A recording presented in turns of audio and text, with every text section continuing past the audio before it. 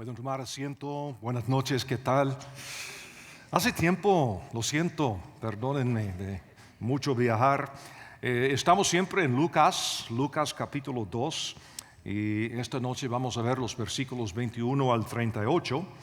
Y es el mismo pasaje que vimos la vez anterior, no sé hace cuántas semanas, ¿verdad? Qué locura es eso. Pero la vez pasada estuvimos viendo este pasaje desde el punto de vista de aprender de la vida de José y de María. Ahora vamos al mismo pasaje y vamos a ver dos testigos. Y les voy a explicar todo esto. Y como les he dicho, nos va a tomar bastante tiempo pasar por Lucas. Entre mi mucho viajar y el libro grande, aquí estamos comenzando nosotros y lo vamos a terminar con nuestros nietos algún día, quizá. ¿Verdad? Como los hijos de Israel andando 40 años en el desierto de Lucas. Pero vamos a ver qué tal.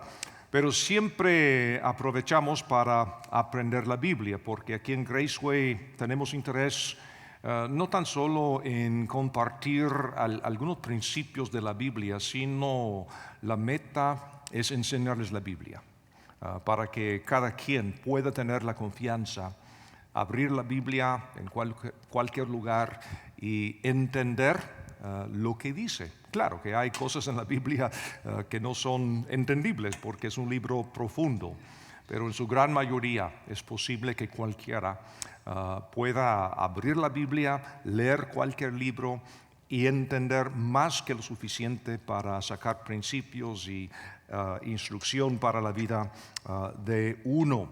Así que Lucas capítulo 20, o capítulo 2, versículo 21. Vamos a leer al versículo 4 para comenzar. Cumplidos los 8 días para circuncidar al niño, le pusieron por nombre Jesús, el cual le había sido puesto por el ángel antes que fuese concebido. Y cuando se cumplieron los días de la purificación de ellos, conforme a la ley de Moisés, le trajeron a Jerusalén para presentarle al Señor, como está escrito en la ley del Señor: todo varón que abriere la matriz será llamado santo al Señor. Y para ofrecer conforme a lo que se dice en la ley del Señor, un par de tórtolas o 2 palominos. Ahora, esto registra que José y María obedecen al Señor al circuncidar a Jesús en el 8º día de su existencia. Y parece ser que es en este día que oficialmente le dan el nombre Jesús, que quiere decir Jehová salva, en obediencia, como dice el texto, a las instrucciones que el ángel les había dado en Lucas capítulo 1, versículo 31. Ahora, 40 días después, luego de un rito de purificación de María, traen al bebé Jesús al templo para presentarle ante Dios. Esta noche nos enfocaremos en 2 testigos que Dios ha colocado estratégicamente en el templo, pero primero vamos a ver el fondo histórico para entender bien lo que está pasando. Ahora, hermano, la Biblia es un libro profundamente divino y humano a la vez, las dos cosas. Y uno puede decir, ¿y cómo puede ser eso? Pues es como la encarnación. El Señor Jesús es el Dios hombre, totalmente Dios, totalmente hombre. Y si me fuera posible explicar esto, entonces no sería algo sobrenatural, ¿verdad? Es sobrenatural. ¿Cómo es posible que Dios pueda existir en forma humana? Perdón, en la persona de Jesucristo. Ahora, la Biblia, el verbo escrito es igual. Es un libro inspirado divinamente y sin error, pero al mismo tiempo emplea la personalidad, vivencias, cultura, experiencias y estilo literario del autor humano, en este caso el doctor Lucas, un médico. Ahora, creo firmemente en esto que les digo. Luego de haberla estudiado por toda mi vida, si me fuera posible explicar esta combinación divino-humano de la Biblia, como repito, entonces no sería un libro sobrenatural, es algo totalmente sobrenatural. En la Biblia hay un principio que aparece en el Antiguo Testamento y también en el Nuevo. Es simplemente que la verdad divina siempre va acompañada del testimonio de 2 o 3 testigos. Y por boca de 2 o 3 testigos se decidirá todo asunto. Entonces, ¿qué pasa aquí? Lucas nos está presentando 2 testigos para testificar quién es este bebé Jesús. Y el espacio que se dedica en este pasaje a describir el fondo y carácter de estos 2 individuos sirve para establecer su veracidad como testigos, porque esto es historia y estas son personas reales. Recordemos, Lucas se ha propuesto poner en orden la historia de estas cosas que tienen que ver con la vida de Jesús. Ahora, ¿quiénes son estos 2 testigos? Primero, un perfil de Simeón. Lucas 2:25, por favor. Oh, gracias, hermano. Es posible que lo voy a necesitar. Gracias. Lucas capítulo 2:25. Y he aquí, había en Jerusalén un hombre llamado Simeón. Y este hombre, justo y piadoso, esperaba la consolación de Israel. El Espíritu Santo estaba sobre él. Y le había sido revelado por el Espíritu Santo que no vería la muerte antes que viese al ungido del Señor. Versículo 25. He aquí había en Jerusalén un hombre. Solo eso se dice. Eso digo porque muchas veces algunos suponen que este era un sacerdote. Pero el texto ni afirma esto ni lo sugiere. Y tampoco nos dice si se trata de un hombre joven o uno anciano. Simplemente no lo dice. Solamente que se llama Simeón y que estaba en el templo esperando la consolación de Israel. Su nombre es Simeón, según Génesis capítulo 29, porque es nombre también de una de las tribus de Israel. Su nombre quiere decir oír, simplemente oír. Este hombre, dice Lucas, era justo y piadoso. Es decir, en otras palabras, un hombre comprometido con Dios, en versículo 25. De modo que Simeón es especial, no por un título que ostentara, ni por un cargo que ocupara, sino por su fe, su vida, su justicia, su carácter.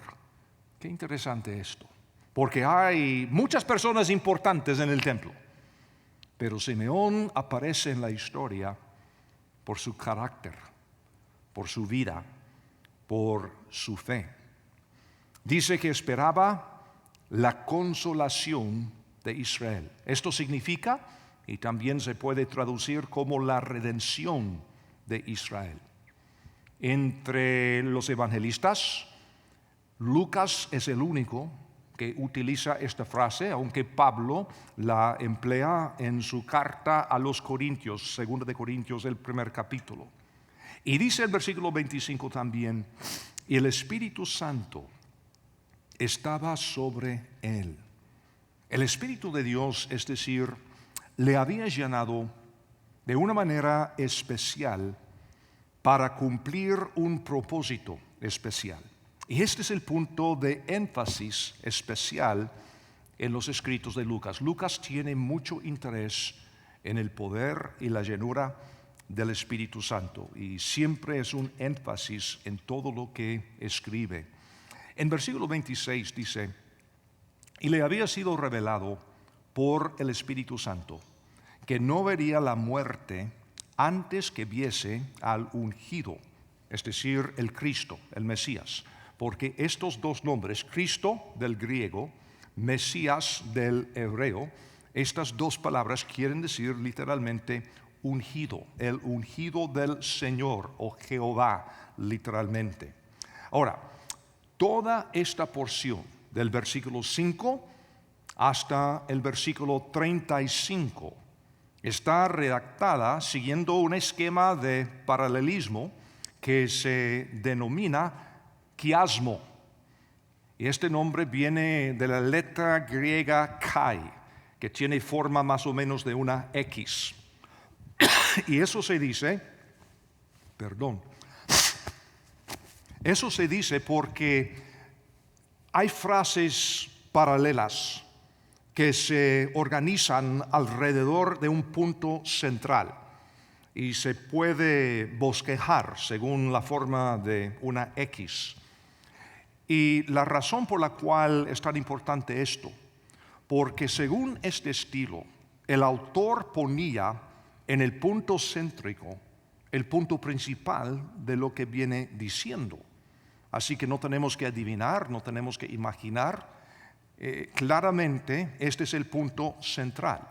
Ahora, en este pasaje no hay duda en cuanto al punto principal. Se encuentra en los versículos 27 y 28. Aquí tenemos el corazón de lo que Lucas viene diciendo. Y movido por el Espíritu, vino al templo. Y cuando los padres del niño Jesús lo trajeron al templo para hacer por él conforme al rito de la ley, él le tomó en sus brazos y bendijo a Dios diciendo. Ese es el corazón.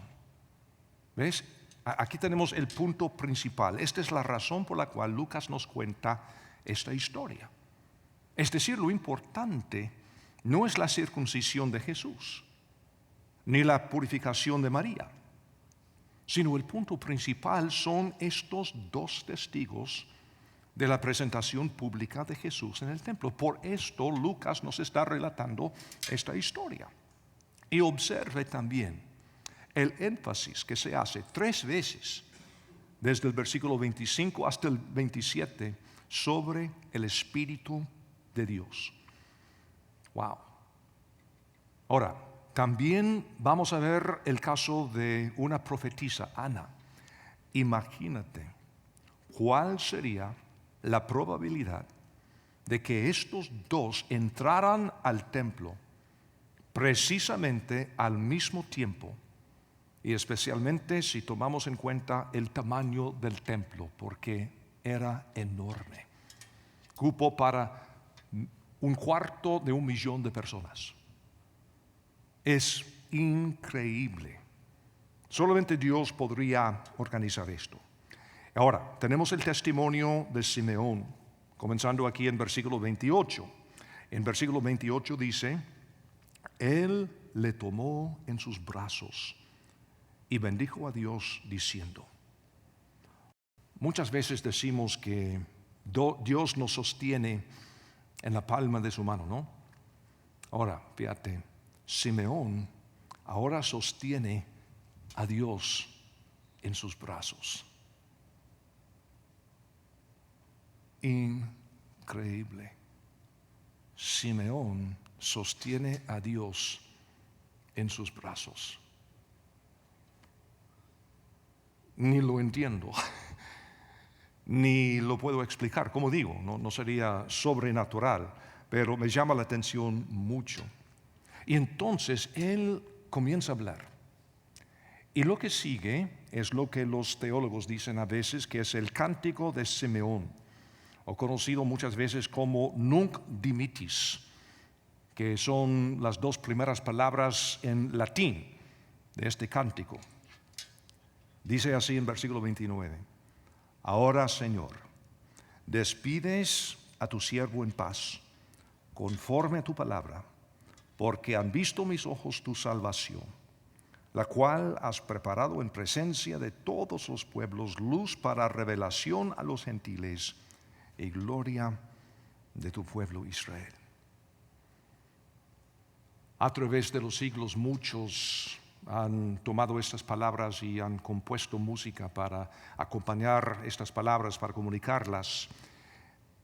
Literalmente desde el siglo V, este cántico se ha usado con frecuencia en los servicios vespertinos o como himno de los creyentes próximos a morir. Es bello. Han visto mis ojos tu salvación, tu salvación. Ahora, en el contexto, ¿qué quiere decir esto? Tu salvación es Jesús. Mis ojos han visto tu salvación. Y su salvación es este bebé Jesús. No solo para Israel, sino para todos los pueblos, según el versículo 31. Es el cumplimiento de la promesa que Dios había hecho a Abraham en Génesis capítulo 12. Ahí en Génesis capítulo 12, Dios le había prometido a Abraham hacer de él una nación grande. ¿Pero para qué? ¿Para que fuera una nación grande? No, para que todas las familias, para que todos los pueblos o etnias literalmente fueran bendecidos en él. Y aquí tenemos el cumplimiento de todo esto, porque Jesús viene del linaje de Abraham. Jesús es la luz para revelación a los gentiles y gloria de tu pueblo Israel. Ahora, tenemos que tener presente siempre el hecho de que de todos los evangelios, todos los demás fueron escritos desde un punto de vista judaico. Y solo Lucas es el evangelio escrito por un no judío, porque Lucas no es judío. No se crió en la sinagoga. Tampoco Teófilo, el señor, el patrón a quien está escribiendo, tampoco es judío. Entonces, por eso es tan importante para nosotros, porque me imagino que no muchos de ustedes son judíos esta noche, posiblemente uno o dos, pero eso sería un milagro también, un grupo tan reducido. La gran mayoría de los creyentes hoy en día son gentiles o no judíos, aunque hay muchos creyentes entre los judíos también hasta el día de hoy. Pero el punto es, este evangelio tiene el propósito muy específico de ayudarnos a nosotros que no somos judíos, entender quién es Jesús, según todas las promesas y enseñanzas de las Escrituras, para nosotros que no nos creamos en la sinagoga. Somos de los que éramos ajenos a las promesas hechas a Israel, pero ahora, gracias a Él, somos miembros de la misma familia. Aunque no se cita ningún pasaje de las Escrituras directamente, Simeón, hay varios pasajes que posiblemente vinieron a la mente de Simeón en el momento de componer este cántico. Como por ejemplo, y no voy a tomar el tiempo para leer los pasajes, pero si quieren apuntarlos, Salmo 98, versículos 2 al 3, Isaías 42, versículos 6 al 8, Isaías 52, versículo 10, Isaías capítulo 60, versículos 1 al 3. Todos estos pasajes contienen elementos de lo que Simeón está diciendo. Ahora, en los versículos que siguen, en versículo 33, tenemos la reacción de los padres. Y José y su madre estaban maravillados de todo lo que se decía de él. Imagínate, si un desconocido se le acercara y declarara que su bebé es el Mesías. ¿Cómo vas a sentir? Ahora, claro que el ángel ha hablado con ambos, pero estoy seguro que en algunos momentos ambos pensaban que estaban locos. Pero aquí están entrando en el templo y dos desconocidos se les acercan y proclaman que su bebé es el Mesías. Qué confirmación para estos padres, qué Qué bendición del Señor. Ahora, vamos a notar también la precisión del texto. Y estamos leyendo de la Reina Valera de 1960 cuando dice José y su madre.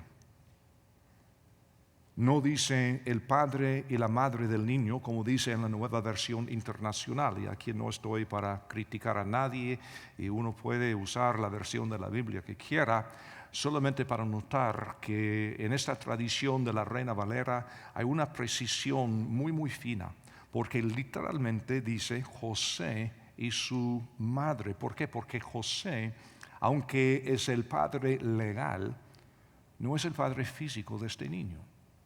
Porque este niño fue concebido del Espíritu Santo, como sabemos, no en un acto sexual, por supuesto, como algunos musulmanes han dicho y como algunas sectas han dicho y todo esto, pero no es la posición bíblica. Ahora, Simeón también tiene un mensaje para María. Y en versículos 34 y 35 dice, y los bendijo Simeón, y dijo a su madre María, he aquí, este está puesto para caída y para levantamiento de muchos en Israel y para señal que será contradicha. Y una espada traspasará tu misma alma para que sean revelados los pensamientos de muchos corazones.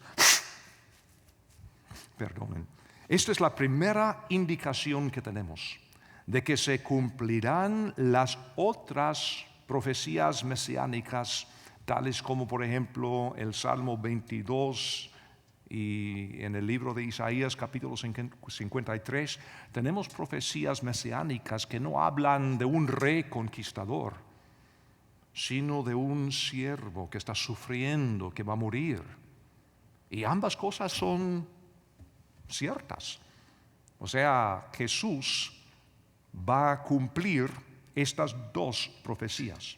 Así que estos versículos 34 y 35 son sumamente difíciles de traducir y honestamente de comprender. Pero les voy a explicar cuál es el punto esencial de este pasaje, frase por frase. Este será puesto, es decir, que este bebé es un personaje con destino, para caída y para levantamiento de muchos en Israel. Su muerte, su caída, y su levantamiento, su resurrección. Será la caída y levantamiento de muchos en Israel. Pero el punto principal es el hecho de que Él divide la historia. Y Él divide también a los pueblos hasta la nación de Israel. Y para señal que será contradicha. La primera señal fueron las nuevas de gran gozo para todo el pueblo que fue dada a los pastores en la noche de su nacimiento. La segunda señal es que enfrentará contradicción también. Y luego dice, y una espada traspasará tu misma alma. Habla del dolor de María al ser testigo de la crucifixión de Jesús cuando el costado de este fue traspasado. Ahora, les he dicho varias veces que cuando Pablo pasó 2 años encarcelado en Cesarea, Lucas estaba con él, pero Lucas no estaba encarcelado. Cesarea no queda lejos de Jerusalén y a lo mejor Lucas hubiera pasado mucho tiempo en Jerusalén entrevistando con los testigos oculares, con personas que habían escrito otras historias, himnos, cánticos, etcétera, poemas. Y sabemos que María siempre estaba con vida. Y sin duda Lucas hubiera hablado con María, que en este momento tendría sus 70 años, 72 años, algo así. Pero Lucas hubiera sido muy sensible a estas palabras, porque a lo mejor escuchó él estas palabras de la misma boca de ella. Cuando ella le hubiera dicho, bueno, Lucas, yo recuerdo aquel día en el templo cuando este Simeón me dijo tal y tal y tal y tal. Entonces Lucas estaba tomando notas y pensando en el significado de todo esto. Ahora, para que sean revelados los pensamientos de muchos corazones. ¿Por qué? Porque Él es el juez y la influencia polarizadora de toda la historia. Es decir, el propósito tras el dolor que se mencionó justo antes. Para decirle a María, María, vas a pasar por mucho dolor, pero este es el propósito. No es igual con nosotros. Muchas veces el Señor nos permite pasar por pruebas y por mucho dolor. Pero tenemos que pensar en lo que nos espera al otro lado. Es decir, que Dios siempre tiene propósito. Ahora, hay otro testigo, porque en el versículo 36 al 38 vamos a leer lo siguiente. Estaba también allí Ana, profetisa, hija de Fanuel, de la tribu de Aser, de edad muy avanzada, pues había vivido con su marido 7 años desde su virginidad y era viuda hacía 84 años y no se apartaba del templo, sirviendo de noche y de día con ayunos y oraciones. Esta presentándose en la misma hora. Qué increíble. Daba gracias a Dios y hablaba del niño a todos los que esperaban la redención en Jerusalén. Fíjense que no se registran palabras específicas dichas por Ana, pero se nos da más información en cuanto a su fondo. Ahora, desde un punto de vista de un historiador, Lucas establece su credibilidad como un personaje histórico real. Dice que es una profetisa. Y aunque las mujeres no tenían el mismo valor que los hombres en la sociedad de ese entonces, algunas mujeres notables ascendieron a posiciones de liderazgo de vez en cuando, como por ejemplo María, la hermana de Moisés, o Débora en los días de los jueces y otras más. Y cuando se nos dice que Ana es profetisa, esto indica que es una mujer asombrosa. El hecho de que es una de los dos testigos de credibilidad a la veracidad de la historia de Jesús. Lucas nos está dando una historia. No se presenta como mito, como leyenda, sino como historia. Es increíble. Y el hecho de que Lucas no inventa algo que Ana podría haber dicho, dice mucho, porque en esta cultura fue lo más común. O sea, el historiador que quiere establecer algo, pues entonces él hubiera dicho, bueno, Ana la profetisa, ¿qué dijo? Y entonces inventa lo que quiere. Pero el hecho de que Lucas no inventa nada, pero solamente establece su testimonio, su fondo y todo esto, le da gran credibilidad como historiador. Otra cosa en cuanto a Lucas que me fascina es su costumbre de casi siempre equilibrar el papel de un varón con el papel de una mujer correspondiente. Eso no se hacía en el primer siglo. Como digo, la mujer no tenía nada, no contaba, no tenía derechos, no tenía voz ni voto en esa sociedad, con pocas excepciones. Pero Lucas, en su evangelio, cada vez que menciona un hombre, menciona una mujer.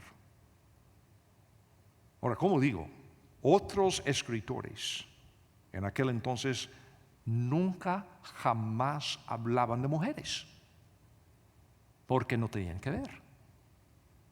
Pero Lucas hace este equilibrio entre hombre y mujer 27 veces en su evangelio.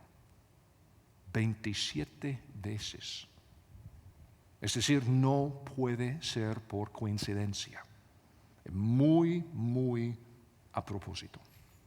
Lucas quiere establecer el valor de la mujer.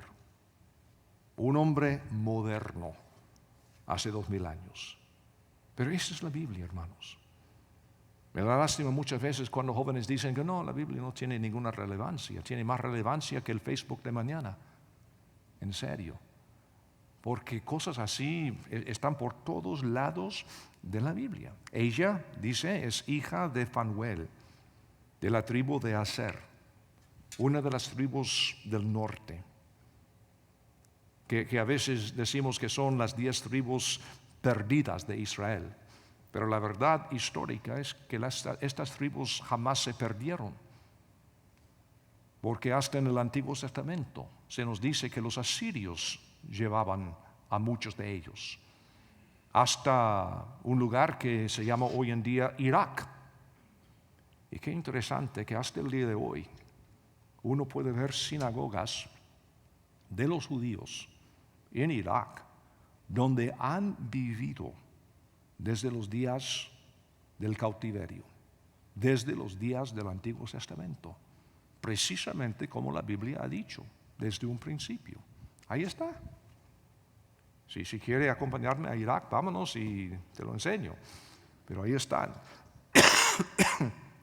Ahora, otro dato interesante en cuanto a ella es que tiene por lo menos 84 años de edad. Hoy en día, una buena edad, ¿no? En aquel entonces, un milagro. 84 años de edad. Según la manera que interpretemos estas palabras, estuvo casada por 7 años antes de enviudar. Ahora, ¿significa en 2:37 que enviudó hace 84 años? ¿O que es una viuda de 84 años de edad? Es ambiguo, así que no sabemos. Al menos tiene 84 años de edad. Es decir, es ancianita. Ahora, siendo una viuda joven, lo más natural en aquel entonces hubiera sido que se volviera a casar, tanto más porque pertenecía a la tribu de Aser. Y esta tribu estaba en peligro de extinción. Pero, en lugar de ello, ella entrega su vida al servicio de Dios en el templo. Todos estos años, esperando la consolación de Israel. Ahora, yo creo que hay al menos 2 lecciones principales en este pasaje. Primero, el mensaje del Mesías es para todos los pueblos.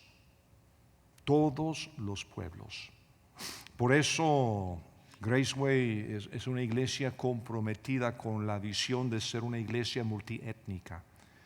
Es difícil, no es fácil ni es tan natural según el hombre, porque a cada uno de nosotros queremos congregarnos con personas como nosotros, con los mismos valores. Aún entre la gente hispana aquí en los Estados Unidos, en muchos lugares hay iglesias mexicanas, iglesias colombianas, iglesias guatemaltecas, etcétera, porque no nos llevamos muy bien a veces.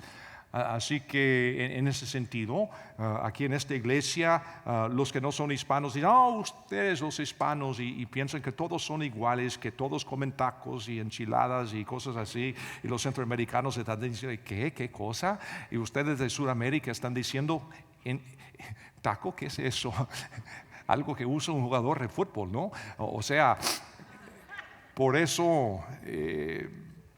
muy lindo ser una iglesia multiétnica, pero es el mensaje de la Biblia. El mensaje de Cristo Jesús es para todos los pueblos.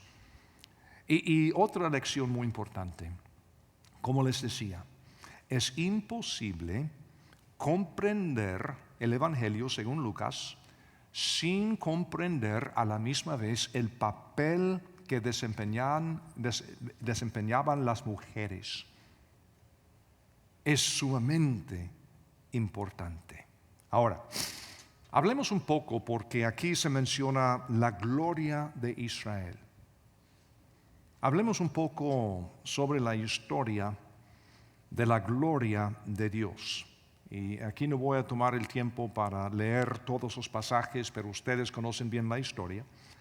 En el Antiguo Testamento, en los días del Éxodo, la gloria de Dios se manifestó visiblemente en la nube y en esa columna de fuego, ¿verdad? Éxodo capítulo 13 aparece por primera vez y así Dios guiaba a Israel con su gloria, imagínense. Porque el fuego y la nube son dos cosas que simbolizan la gloria de Dios. Dios guiaba a Israel con su gloria. Y en Éxodo capítulo 25 Dios prometió que moraría entre Israel desde el propiciatorio, es decir, dentro del tabernáculo. Antes de la construcción del tabernáculo, Moisés preparó un lugar temporal apartado para Dios llamado el tabernáculo de reunión, fuera del campamento, Éxodo capítulo 33. Pero una vez preparado el tabernáculo, como Dios lo había mandado, ¿qué pasó? La gloria de Dios descendió sobre el tabernáculo a morar allí. Éxodo capítulo 40. Ahora, muchos años después, cuando la tierra había sido conquistada y el reino de Israel había sido establecido, Salomón, hijo de David, construye una morada permanente para Dios, el templo. Primero de Reyes capítulo 8. ¿Qué pasó después? Israel cayó en rebelión en repetidas ocasiones hasta que llegó el día del juicio de Dios.